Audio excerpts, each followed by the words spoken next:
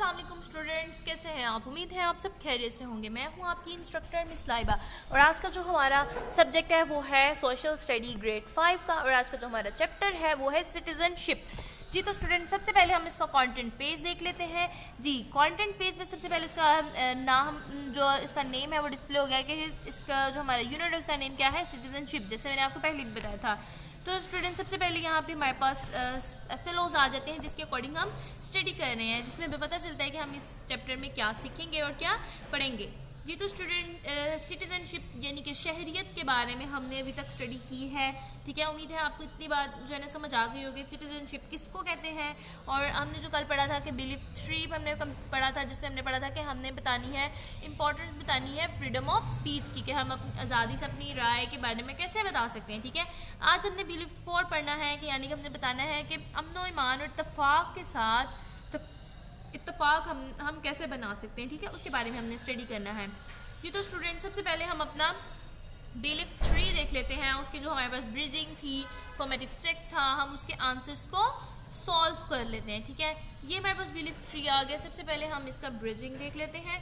Bridging में जो हमारे पास फिलिंग द ब्लैंक्स, उसका आंसर था पीस। जी तो स्टूडेंट्स, आगे हम इसका फॉर्मेटिव चेक देख लेते हैं। फॉर्मेटिव चेक में हमारे पास एक ऑप्शन दिया गया था कि why is freedom of speech important. ठीक है, उसका उसने आंसर डिस्प्ले कर दिया है। आप देखें, जो आपने आंसर दिया क्या वो ठीक है, अगर वो रॉन्ग है तो उसको करेक्ट कर लें। जी तो स्टूडेंट्स, आगे हम देखते हैं थ्रिफ्ट यानी क्या है होमवर्क, जो हमारी वर्कबुक पे अवेलेबल होता है। वहाँ पे हमसे एक क्वेश्चन किया गया था।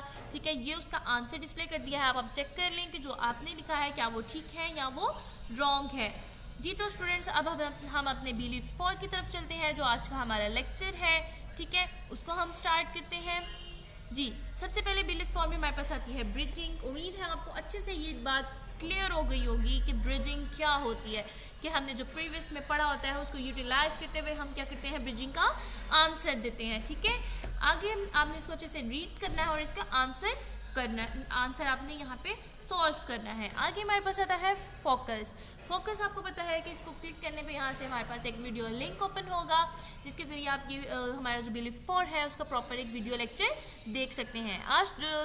जी तो स्टूडेंट्स, आज का जो हमारा टॉपिक है वो है पीस एंड हारमोनी, यानी कि अमन व ईमान और इत्तफाक, मेल जोल के साथ हम ये जो है ना कैसे रह सकते हैं, कैसे ये बना सकते हैं। जी ठीक है, सबसे पहले इसने यहाँ पे बताया गया है कि creating peace and harmony in our communities and society requires effort from everyone, यानी कि हर किसी की तरफ से एफर्ट होनी चाहिए, यानी कि मेहनत करनी चाहिए।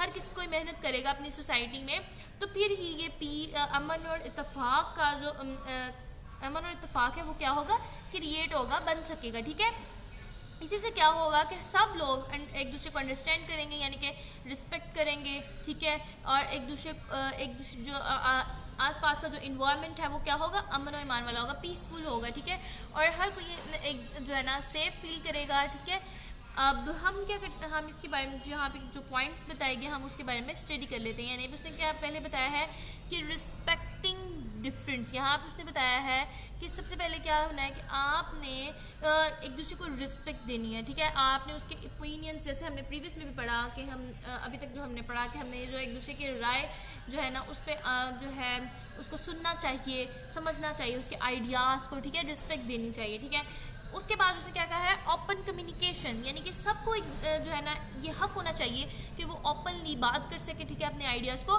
एक्सप्लोर कर सके। ठीक है, आगे है प्रमोट काइंडनेस, यानी कि रहम दिली से हमने क्या करना है, काम करना है कि treat other with kindness and compassion.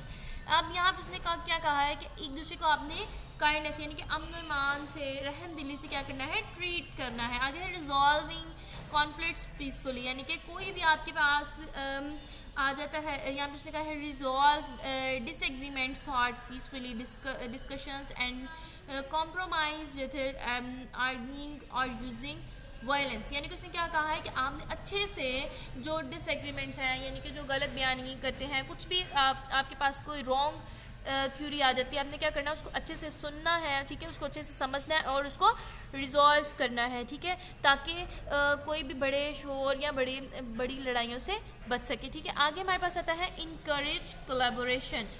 यहाँ पर से क्या है, work together as a team to achieve common goals and promote unity, यानी कि इसने क्या कहा है कि आपने इकट्ठे मिलकर काम करना है। ज़ाहिर आप इकट्ठे मिलकर एक टीम वर्क करेंगे तो उससे क्या होगा कि आप जो है आपके सबके आइडियाज़ मिलेंगे, ठीक है, और उससे एक अच्छा इन्वायरमेंट बनेगा, ठीक है। अगर एक चीज़ की आपको समझ नहीं आ रही, ठीक है, आपके साथ जो ग्रुप में जो है आपका ग्रुप मेंबर है उसको समझ आ रही है तो आपका जो है वो प्रॉब्लम जो है वो अच्छे से रिजॉल्व हो जाती है, ठीक है। आगे उसने कहा है प्रमोटिंग इक्वल राइट्स, यानी कि आपने हर किसी को क्या देने हैं, इक्वल राइट्स देने हैं।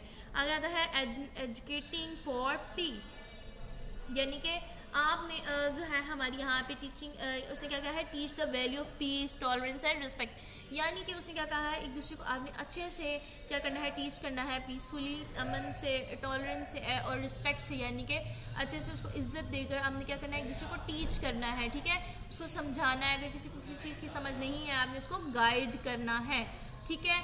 यहाँ पे देखिए सिनेरियोज यहाँ पे उसने दिया हुआ है कि यहाँ पे उसने क्या कहा है कि कुछ लोग बात कर रहे हैं कि हमने क्या करना है, हमने एक पार्क बनाना है, ठीक है। यहाँ पे कुछ कह रहे हैं कि हम जो क्या करेंगे, हम एक प्ले ग्राउंड बनाएंगे। तो एक ने कहा है कि रीडिंग स्पेस भी रखनी चाहिए, यानी कि जहाँ पे कुछ लोग बैठ के अखबार भी पढ़ सके, ठीक है।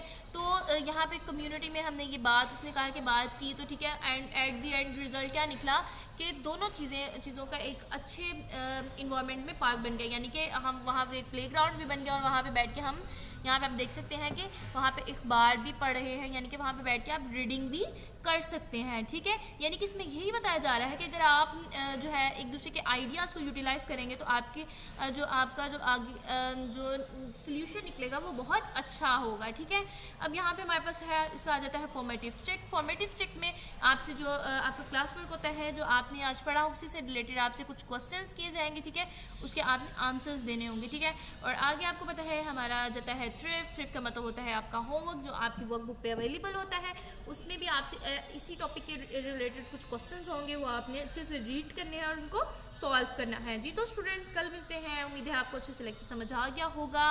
अल्लाह हाफिज़।